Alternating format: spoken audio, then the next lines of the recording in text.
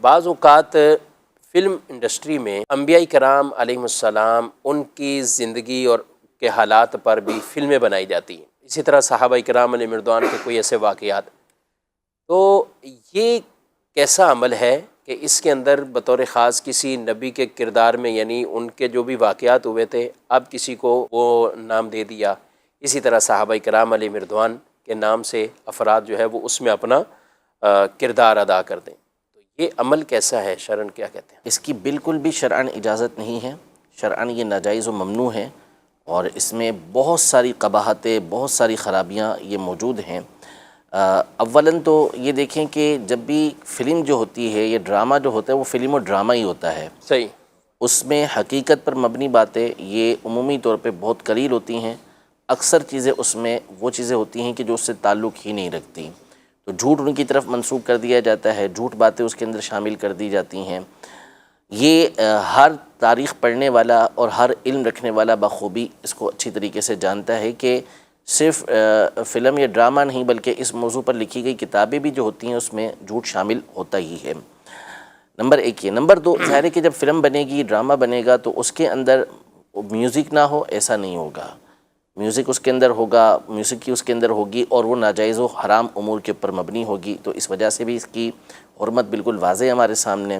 پھر تیسری بات یہ کہ ظاہر ہے کہ جو اس طرح کی چیزیں ہوتی ہیں وہ بے پردہ عورتوں کے بغیر چلیں گی نہیں، تو اس میں بے پردہ عورتوں کو کسی نہ کسی طریقے سے دکھایا جائے گا، یہ ایک اور حرام ہونے کی صورتیں۔ پھر اس کے بعد سب سے بڑھ کر یہ کہ یہ وہ عظیم و شان ہستیاں ہیں،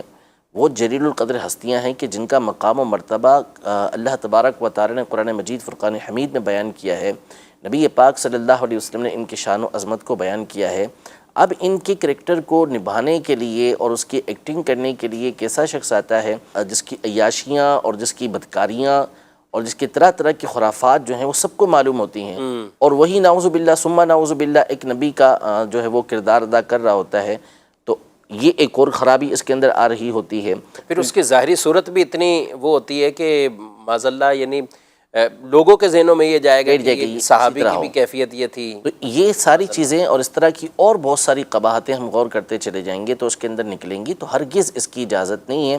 اور یہ کوئی میٹر نہیں کرتا کہ جی اس کے ذریعے سے بات اچھی طریقے سے سمجھ آ جاتی ہے اور ذہن میں بیٹھ جاتی ہے۔ انبیاء کرام علیہ السلام کی سیرت کے اوپر مشتمل آسان ترین کتابیں موجود ہیں کہ جن کو پڑھ کر آپ اتھینٹک معلومات جو ہے اور مستند معلومات آپ یہ حاصل کر سکتے ہیں۔ سیرت الانبیاء مفتی قاسم صاحب دامت برکاتہم علیہ کی کتاب ہے، آپ اس کا مطالعہ کریں تو اس میں آپ کو بہترین معلومات حاصل ہوگی۔ اسی طرح صحابہ کرام علیہ رضوان کے حالات پر مکتبۃ المدینہ کی کئی کتابیں شائع کردہ ہیں، تو ان کو آپ پڑھیں، اس کے اندر آپ کو ساری باتیں حاصل ہو جائیں گی۔ تو اس طرح فلمیں بنانا اور ان فلموں کو دیکھنا یہ شرعاً جائز نہیں ہے، ہرگز ہرگز اس کی اجازت نہیں ہے۔ جو ایسا کرتے ہیں ان کے اوپر توبہ کرنا یہ لازم ہے۔ دیکھنے والوں کے اوپر بھی کوئی اس طرح ظاہر ہے کہ دیکھنے والے جو دیکھیں گے تو آنکھیں بند کر کے تھوڑی یا کان بند کر کے تھوڑی دیکھیں گے،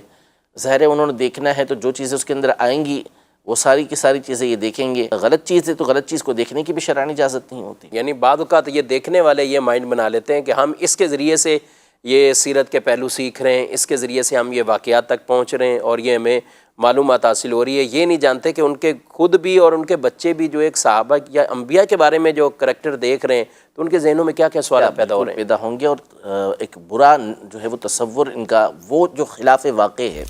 غلط ہے، وہ ان کی طرف جائے گا۔